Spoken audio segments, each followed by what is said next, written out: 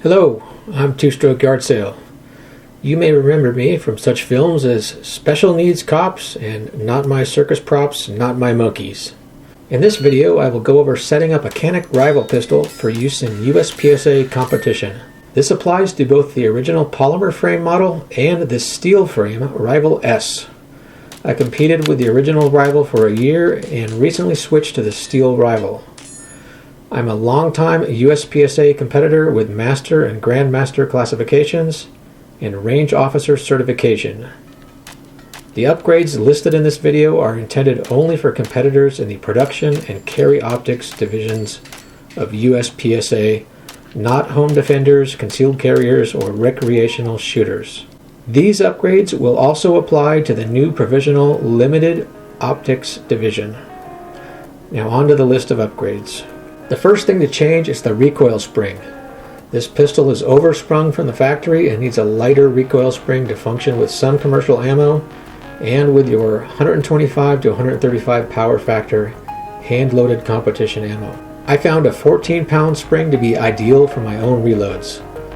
I have a Wolf recoil spring meant for a 1911 Commander on a W74 tungsten guide rod specific for the Rival, but you may be able to kludge other guide rods with other springs.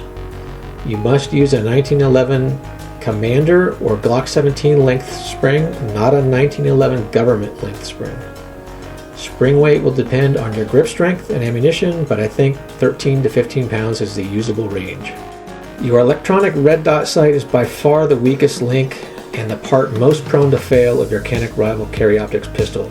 It will probably fail anyway, but the least you can do is mount it such that it doesn't come loose and fall off. For extra security, I use motorcycle engine case gasket sealant on the mating surfaces of the slide to plate and the plate to optic. For this belt and suspenders level of security, look for Yamabond 4 or Permatex Ultra Gray. Do not use sealant between the plate and an optic with a bottom mounted battery. Now that I've removed a few sights mounted with this sealant, I can tell you to use it very sparingly. Canik supplies the plate screws, but not the optic screws.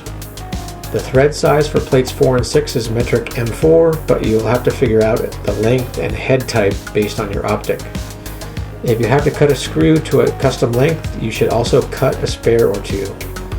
Clean the threads and use Vibratite VC3 instead of regular old blue or red Loctite type thread locker. Use a paint pen or nail polish for witness marks on the optic screw positions. That's on top of the optic screws. Finally, for that last bit of security, use something like clear nail polish or goop on the top of the optic screws, overlapping onto the sight body. Use a backstrap or grip panel that optimizes your two-hand grip for recoil control.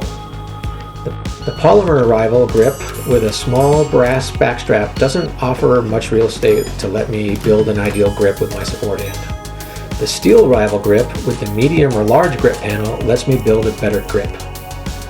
Be careful with larger backstraps and grips because they increase the reach to the trigger and to the magazine release. Add some weight to the backstrap or grip panel. For the polymer Rival, use an aftermarket brass backstrap or add weight to a stock backstrap. For the steel Rival, add weight to a stock grip panel. Tungsten cylinders for Pine Derby cars fit perfectly and can be held in place with tungsten putty or silicone sealant. At this time, brass backstraps are available only in small for the original Rival, and there are no heavy grip panels available for the steel Rival. But that will change. The Rival has average or below average traction for your hands. It needs some additional grip traction. Aftermarket grip tape is available for the Rival, but not all vendors offer grip tape for the modern high thumb grip we use in competition. You can purchase a roll of adhesive tape in a rubbery texture or a gritty texture. I used both on my original Rival as my strong hand palm is fine with the less grippy rubbery texture, but when I build my support hand, it needs the extra traction of the gritty texture. Once you have cut your custom grip panels, save the adhesive backing paper as templates for future grip tape. Maybe cut some spares as they won't last forever. Adding silicon carbide with epoxy adhesive is a permanent modification. I've done it on other pistols and it works well. Consider it after you have several thousand rounds through your Rival with gritty grip tape. The Rival has a great trigger out of the box with a light break and a short reset. However, before you get there, you must overcome a bunch of pre-travel. Replacing the stock trigger with an aftermarket trigger can remove much of that pre-travel, so you have less slack to pull through before breaking the shot. Freedom Smith makes a variety of triggers for the Rival. Unfortunately, they do not do a good job explaining the differences between their trigger models, and you have to take a leap of faith or take someone else's word for what works. Do some web research, as some people have reported some of the Freedom Smith trigger models are less prone to activate the trigger safety. I can tell you I have no complaints with my Pinnacle Pro model, which is in a good finger position and has a good feel. It worked on my original Rival and it fit in my steel Rival. Replacing the trigger is the most difficult to perform upgrade on this list. Other videos on other YouTube channels explain how to do it. For me, the only difficult part was the roll pin that goes through the trigger and trigger bar. The Rival has a few different springs which affect its trigger pull, specifically the trigger return spring, the firing pin spring, and the firing pin block plunger spring. A lighter trigger return spring will lighten the trigger pull slightly.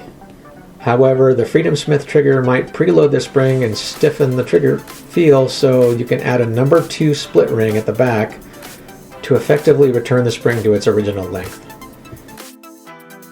Trigger springs are available from Sprinko and Galloway. Split rings are cheap and are available in the fishing tackle section of sporting goods stores. This is an easy thing to do while replacing the trigger. The firing pin spring or striker spring is too strong for use with a lighter recoil spring.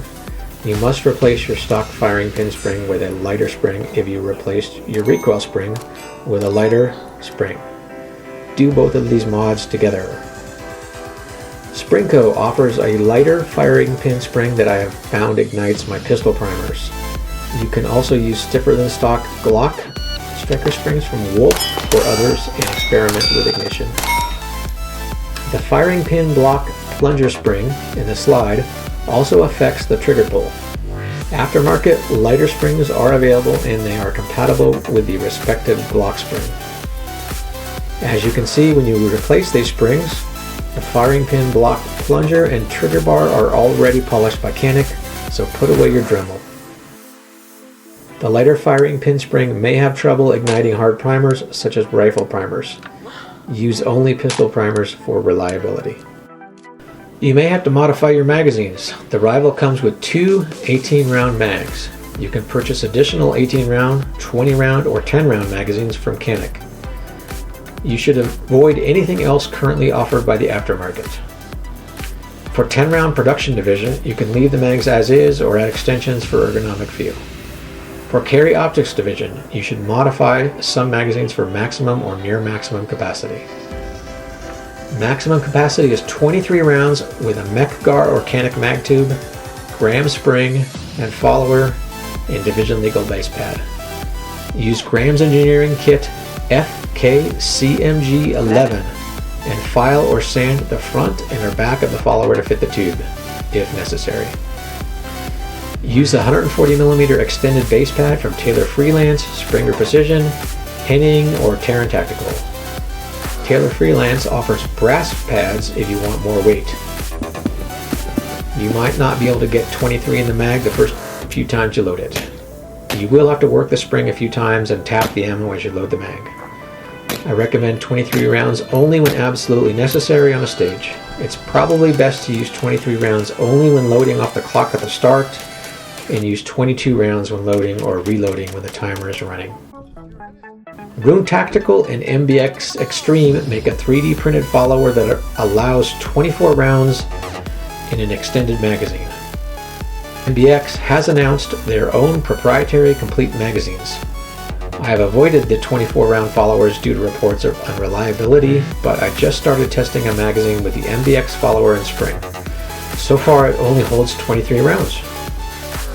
There's nothing wrong with using flush base pads or putting the included aluminum base pads on a couple magazines and using them for speed shoots and short courses.